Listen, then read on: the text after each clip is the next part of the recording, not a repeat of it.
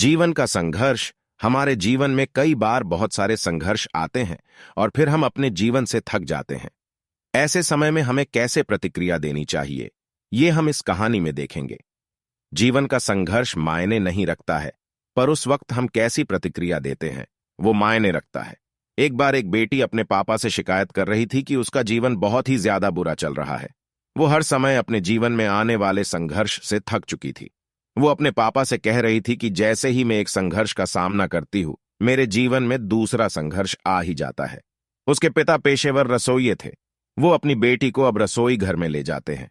उन्होंने पानी से 3 बर्तन भरे और इन तीनों बर्तन को उच्च आग पर रखा।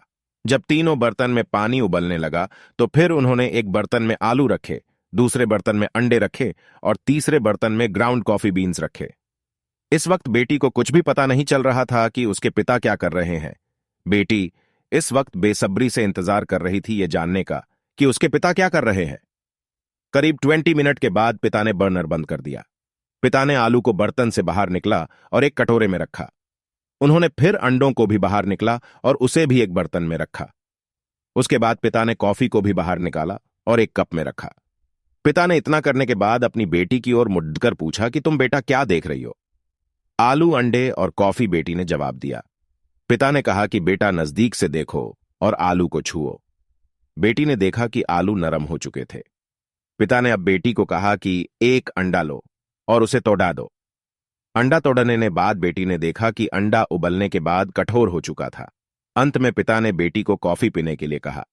कॉफी की सुगंध उसके चेहरे पर मुस्कान ले आई। बेटी ने पूछा, पिताजी इस सब का क्या मतलब है? फिर पिता ने अपनी बेटी को समझाया कि आलू, अंडे और कॉफी बीन्स ने एक ही संघर्ष का सामना किया है और वो है उबलते पानी का सामना। पर सबने अलग अलग प्रतिक्रिया व्यक्त की।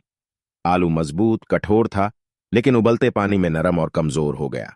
अंडा नाजुक था, उबलते पानी से वो सख्त हो गया। ग्राउंड कॉफी बीन्स अद्वितीय थे। उबलते पानी के संपर्क में आने के बाद उन्होंने पानी जीवन सभी झुकावों को अपनाने और उन सभी संघर्षों को परिवर्तित करने के बारे में है जो कुछ भी हम सकारात्मक अनुभव करते हैं।